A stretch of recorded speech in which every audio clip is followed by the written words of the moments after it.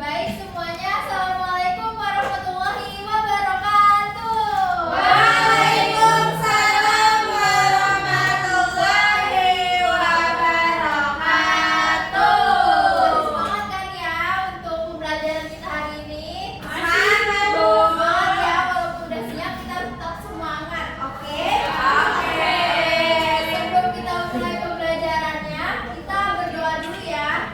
Dan juga nanti yang berdoa tolong dibacakan ayat of the day-nya. Boleh kita tolong kepada Rina untuk memimpin pembacaan doanya dan juga membaca ayat of the day-nya ya. Ya Bu, baik Bu. Baik teman-teman, sebelum mulai pembelajaran hari ini, mari kita berdoa dalam hati terlebih dahulu. Berdoa dimulai. Doa selesai. Saya akan membacakan ayat of the day. Quran surat Al-An'am ayat 125. A'udzubillahi minasyaitonirrajim. Bismillahirrahmanirrahim. Man yuridillahu an yahdiyahu yashrah sadrahu lil Islam. Wa man yurid an yudillahu yaj'al sadrahu dayyqan harajan ka'annama yas'adu fis sama'. Kadzalika yaj'alullahu rijsa 'alal ladzina la yu'minun. Allahumma Baik, alhamdulillah. Terima kasih kepada Rina sudah memimpin pembacaan doa hari ini dan juga membaca ayat of the day hari ini. Nah, jadi ayat ini itu menjelaskan tentang pernafasan dan bagaimana manusia dapat merasakan nikmatnya bernafas di dalam keadaan normal, serta bagaimana rasa sesak atau kesulitan bernafas itu dapat terjadi karena berbagai faktor. Itulah mengapa kita hari ini akan mempelajari mengenai sistem respirasi pada manusia. Oke, tujuan pembelajarannya di sini yang pertama, Ibu harap kalian itu mampu menjelaskan proses respirasi dan juga fungsi utama paru-paru di dalam sistem pernapasan manusia. Kemudian yang kedua, Ibu harap kalian itu mampu mengidentifikasi komponen-komponen kapasitas paru-paru dan cara mengukurnya secara sederhana. Kemudian yang terakhir, Ibu harap kalian itu dapat menganalisis faktor-faktor yang mempengaruhi kapasitas paru-paru serta dampaknya terhadap kesehatan. Nah, karena pembelajaran kali ini itu kita akan praktikum. Nah, kalian udah siap belum nih untuk praktikum hari ini? Siap, Bu. Yes. Semangat nggak? Semangat. Semangat dong jawabnya kalau Semangat. Oke, bagus. Oke, sekarang Ibu ada sedikit pertanyaan nih ya. Setujukah kalian bahwa naik tangga setiap hari itu lebih efektif melatih kapasitas paru-paru dibandingkan olahraga rutin dilakukan? Adakah yang ingin menjawabnya? Saya boleh. Boleh. Saya setuju karena naik tangga setiap hari itu melibatkan aktivitas fisik yang konsisten dan berulang, sehingga paru-paru dilatih secara terus-menerus untuk bekerja lebih efisien. Oke, siapa lagi yang ingin menjawab? Saya setuju juga, Oke, Bu. boleh. Sama seperti Putri. Karena olahraga ringan yang dilakukan tiap hari, seperti contohnya naik tangga, itu bisa berdampak lebih besar dalam jangka panjang dibandingkan olahraga berat yang hanya dilakukan seminggu sekali. Oke, ada lagi yang ingin menjawab? Saya nggak setuju, Bu, sama pendapat dan Putri. Karena olahraga rutin di akhir pekan biasanya dilakukan dengan durasi dan intensitas lebih tinggi yang lebih efektif dalam meningkatkan kapasitas paru-paru. Siapa lagi yang ingin Saya menjawab? nggak setuju, Oke. Bu.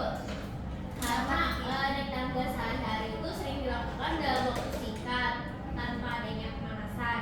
Jadi efeknya itu terhadap paru-paru gak optimal kayak olahraga yang terstruktur seperti jogging atau berenang. Oke, terima kasih kepada kalian yang sudah menjawab pertanyaan dari Ibu. Kemudian selanjutnya itu kita akan mempraktikkan praktikum kapasitas paru-paru dari manusia. Sebelum itu Ibu akan absen terlebih dahulu ya. Yang pertama Rina Septiani Hadir. Oke, hadir. Desi Nurhayati Hadir. Putri Fauzia Hadir. Olivia Zahrani Oke, Kiki Rizky Rahmawadin terus Putri Aprilia Hadir, Ibu. Oke, semuanya hadir ya. Hadir, Bu.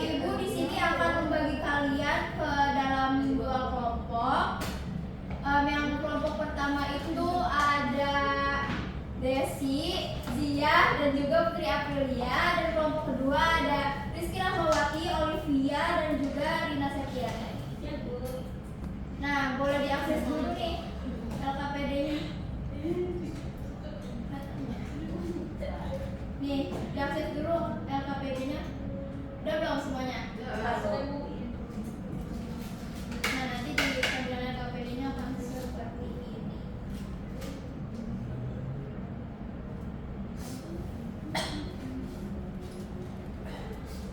Udah semuanya? Oke.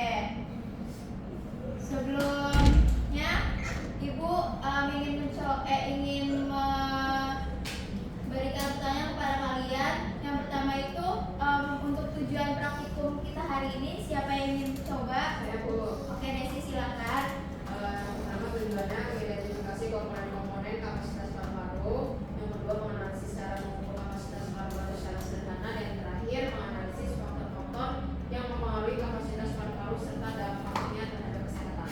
Oke, kemudian rujukan masalahnya siapa yang ingin mencoba?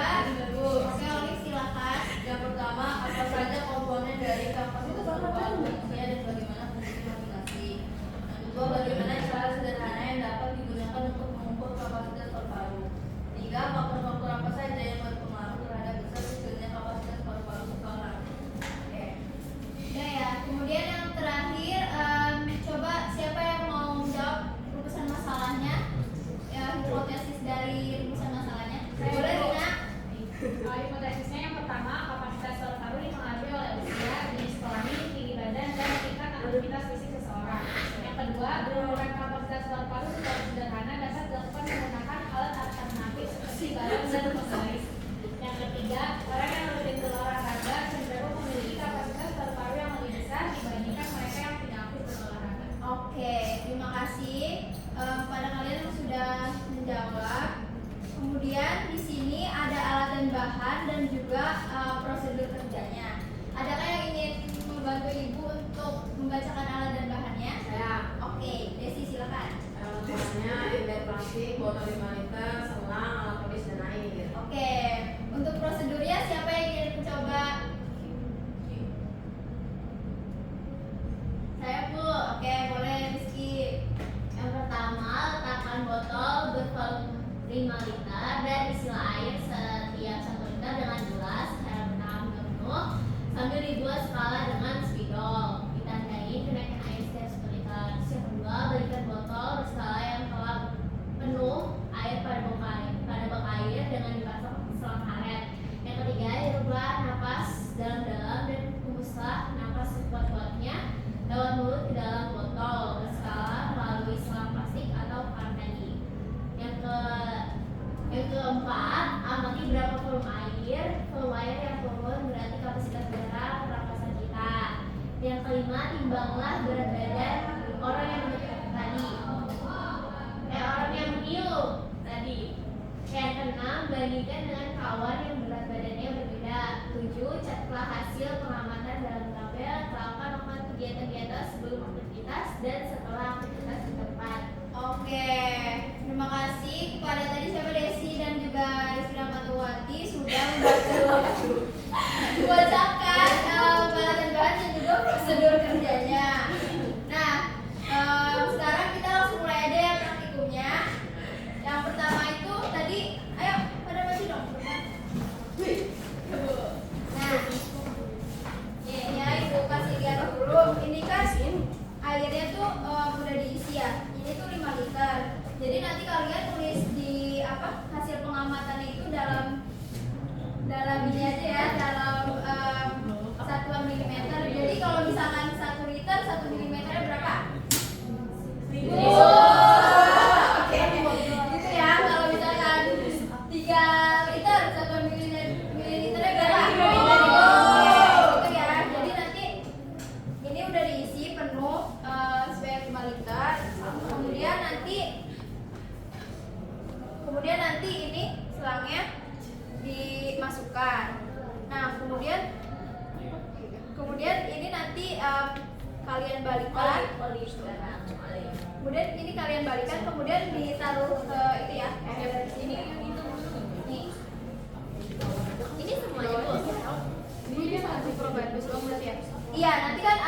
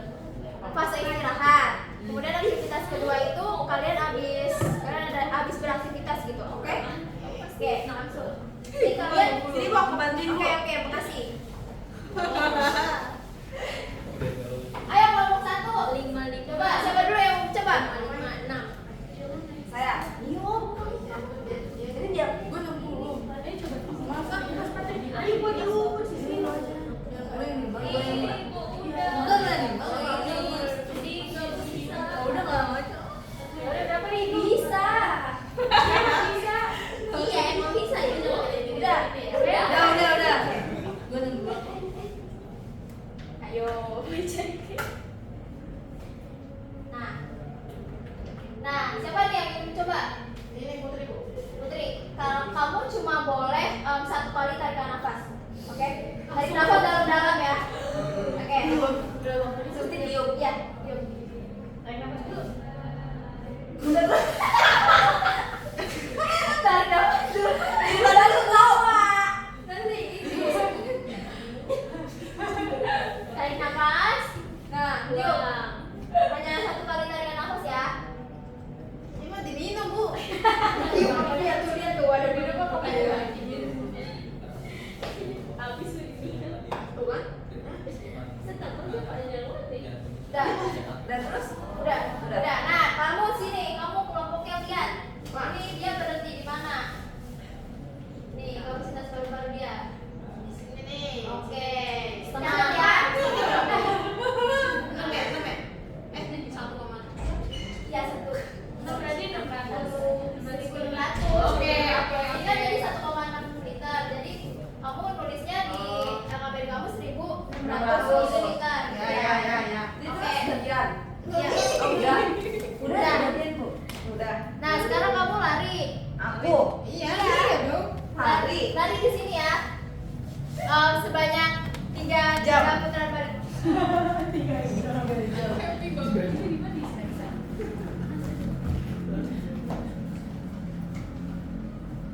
Kan 100 menit. Dah.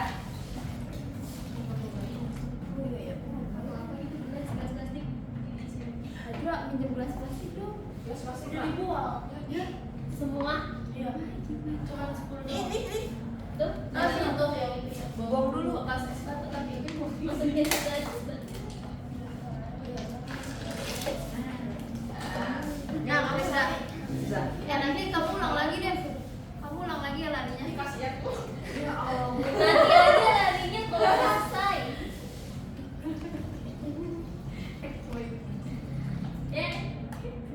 Tapi belum bisa bantuin. Lagi gelasnya. Kamu nggak di sini.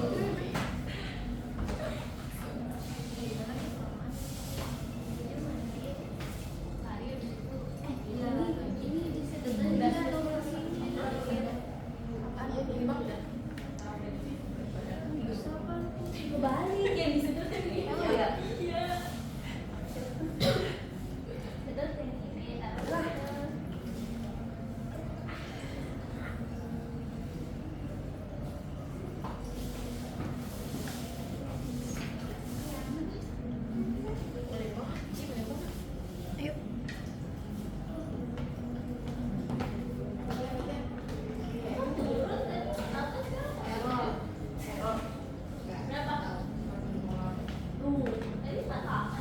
Nah, Putri sekarang kamu lari lagi.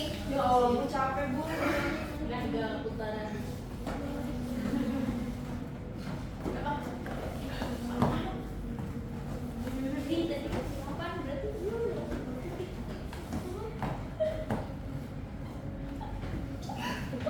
Nah, kamu sekarang tiup. Tarik nafas terus tiup lagi. Tarik nafas. Berat badan gue naik. Ya.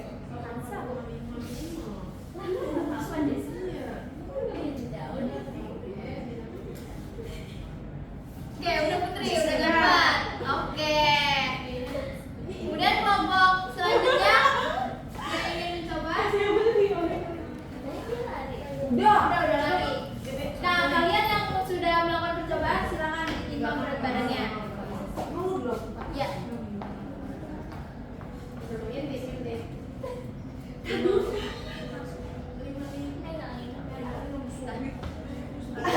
Kurang aja. Nah, siapa Olive? Ya. Tarik nafas ya. 1 kali tarik nafas doang. Oke.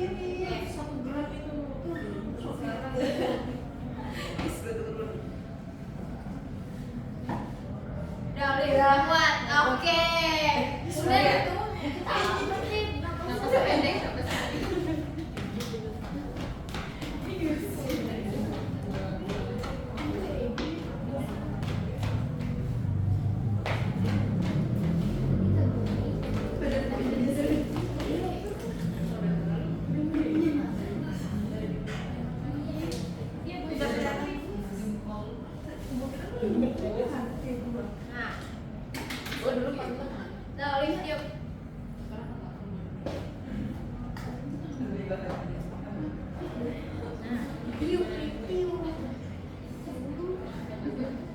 Nah, udah.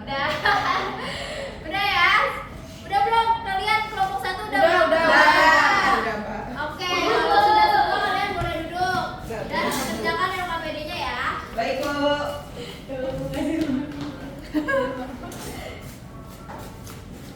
Udah. Kemudian udah semuanya? Udah. Oke. Kemudian di sini ada hasil pengamatannya. Tadi kalian sudah melakukan percobaannya. Di sini kalian boleh isi namanya, terus berat badannya, kapasitas pernapasannya sebelum aktivitas dan sesudah aktivitas. Kemudian nanti juga kalian akan mengisi pertanyaan diskusinya. Nah, kalian nanti akan mempresentasikannya ke depan kelas. Oke? Butuh waktu berapa menit nih untuk mengerjakannya? Menit. Waduh, semangat. Keren nih kalian berarti. Oke, siapa dulu yang mau mempresentasikan? Kelompok 1 kah atau kelompok 2? Yang satu dulu deh. Oke, boleh. Siapa yang mau maju? Oh ya, Desi dulu.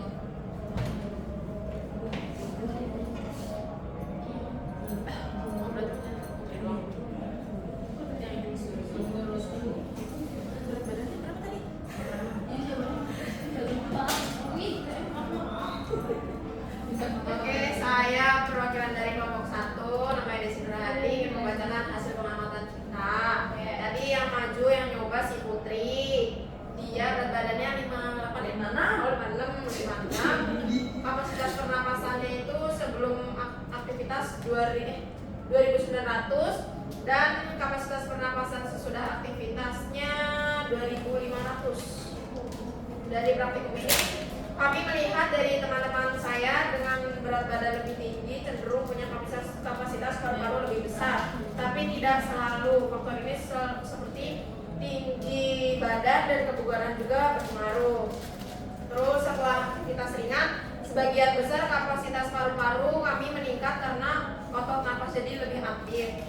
Terus tadi juga si Putri itu kan malah menurun ya Bu. Mungkin karena kelelahan atau teknik meniupnya kurang tepat. Jadi kami sadar pentingnya pengukuran sebelum dan sesudah aktivitas untuk melihat perubahan fungsi si paru-paru. Oke, terima kasih. Tepuk tangan dulu dong untuk kelompok 1. Oke, selanjutnya kelompok 2 silakan maju. Saya perwakilan kelompok 2 ingin mempresentasikan hasil diskusi kami. Tadi percobaan saya sendiri, berat badannya 60, kapasitas pernapasan sebelum aktivitas yaitu 2.900. Ini kapasitas pernapasan sesudah aktivitas yaitu 2.600 mili. Hasil menunjukkan tidak ada hubungan jelas antara berat badan dan kapasitas paru. Dengan berat badan sedang justru punya kapasitas terbesar. Setelah aktivitas, kapasitas paru kami rata-rata menurun, mungkin karena napas jadi cepat dan pendek.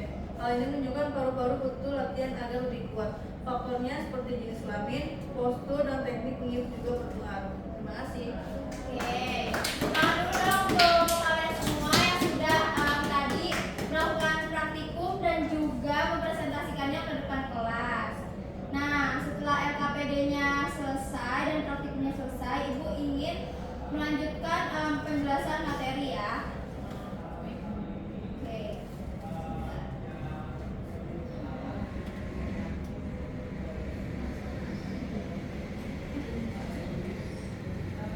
Oke, yang pertama di sini ada struktur dan juga fungsi dari paru-paru. Paru-paru merupakan organ utama di dalam sistem pernapasan manusia yang berfungsi untuk pertukaran gas oksigen dan karbon dioksida. Setiap paru-paru terdiri dari lobus yang mengandung alveoli dan tempat terjadinya difusi gas. Kemudian di sini terdapat komponen dari kapasitas paru-paru. Yang pertama itu adalah volume tidal, volume udara yang dihirup atau dihembuskan saat pernapasan normal. Kemudian ada volume cadangan inspirasi, yaitu volume udara tambahan yang dapat dihirup setelah inspirasi normal. Kemudian ada volume cadangan ekspirasi, yaitu volume udara tambahan yang dapat dihembuskan setelah ekspirasi normal. Kemudian ada volume residual, yaitu volume udara yang tersisa di paru-paru setelah ekspirasi maksimal. Kemudian ada kapasitas vital, yaitu jumlah total udara yang dihembuskan setelah inspirasi maksimal. Dan yang terakhir ada kapasitas paru-paru total, yaitu jumlah total udara dalam paru-paru setelah inspirasi maksimal. Kemudian yang selanjutnya ada pengukuran kapasitas paru-paru. Pengukuran kapasitas paru-paru dapat dilakukan menggunakan spirometer.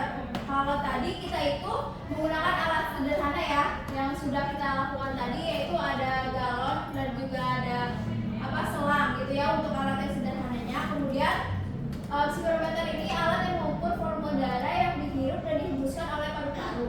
Dalam praktikum tersebut itu diperlihatkan cara sederhananya itu untuk mengukur kapasitas paru-paru menggunakan alat peraga sederhana seperti tadi ya, ada galon dan juga ada selang.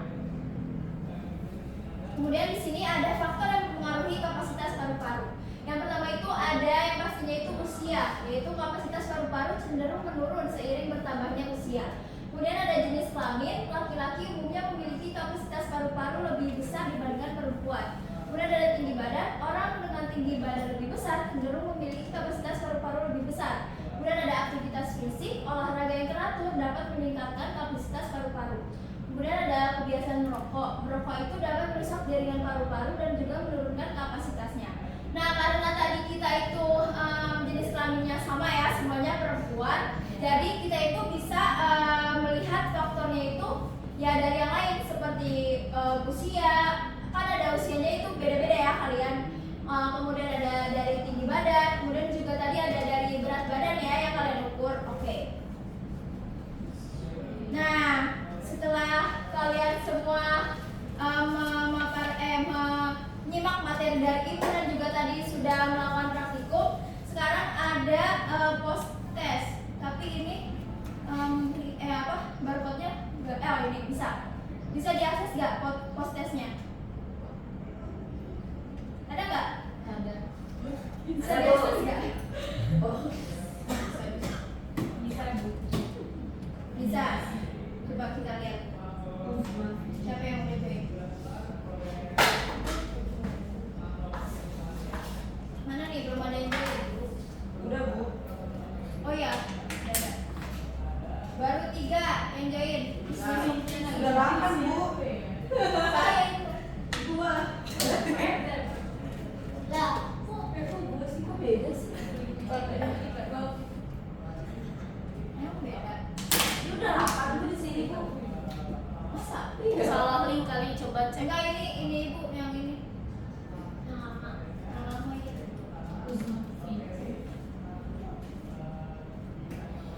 Mana ya? Kok lama ya?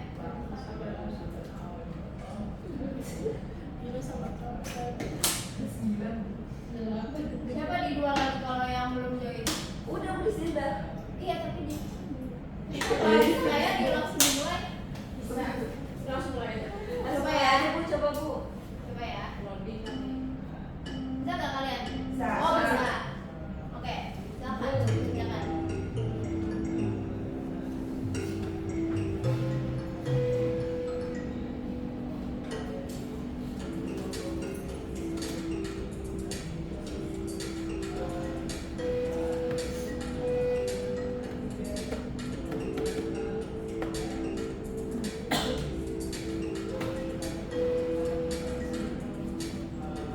Gimana? Gampang kan?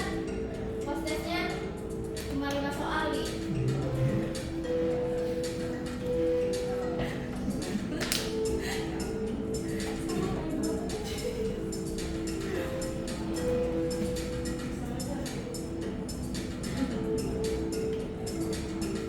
Udah semuanya? Apa ada yang belum?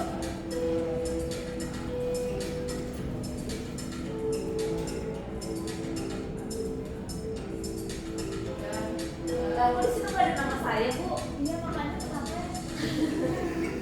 Jaringan kali. Iya, jaringannya kali. Saya sudah selesai ya, Bu. Oke, udah selesai semua? Kita lihat ya.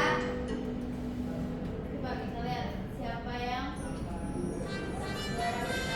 Oh, itu ada nama saya. oh, ada kan? Ada. Zia. Zia. Zia. Satu. Pinter berarti. Nah, setelah kalian melakukan post test,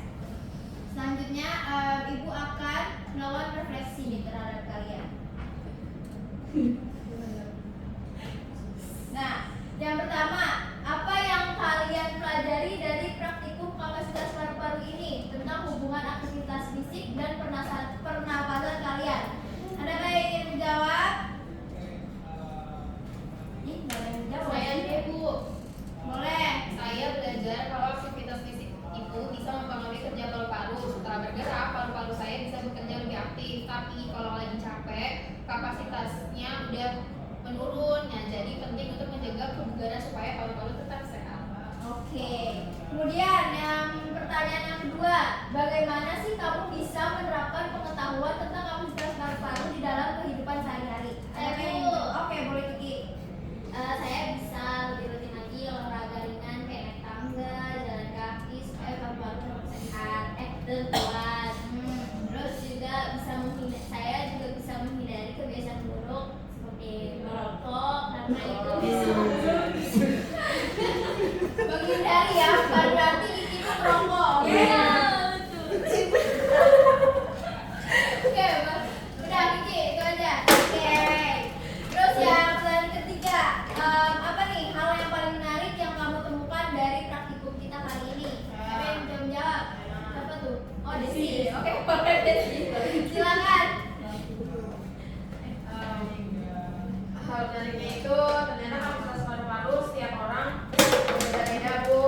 Terus dan itu juga bisa dipengaruhi banyak faktor seperti kebiasaan olahraga, teknik meniup, bahkan perasaan tubuh saat kita praktik tadi. Oke. Terima kasih kepada kalian yang sudah menjawab pertanyaan-pertanyaan dari Ibu. Kemudian yang selanjutnya, alhamdulillah ya kita sudah selesai pembelajaran kita hari ini, praktikum kita hari ini. Tapi sebelumnya Ibu mau tahu nih apa sih kesimpulan pembelajaran kita hari ini? Siapa yang ingin coba menjawab?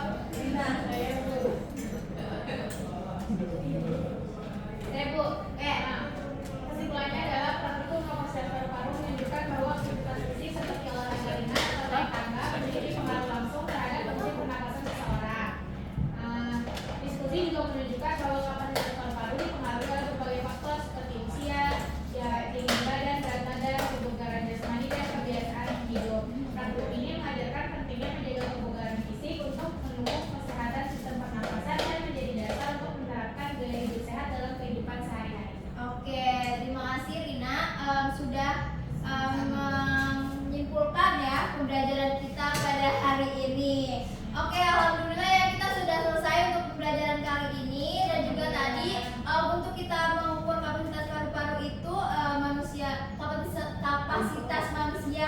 kapasitas paru-paru manusia secara lebih efektif itu dengan olahraga yang rutin ya di hari libur lebih baik gitu dibandingkan hanya naik tangga setiap hari. Namun jawabannya itu tergantung pada intensitas, durasi dan juga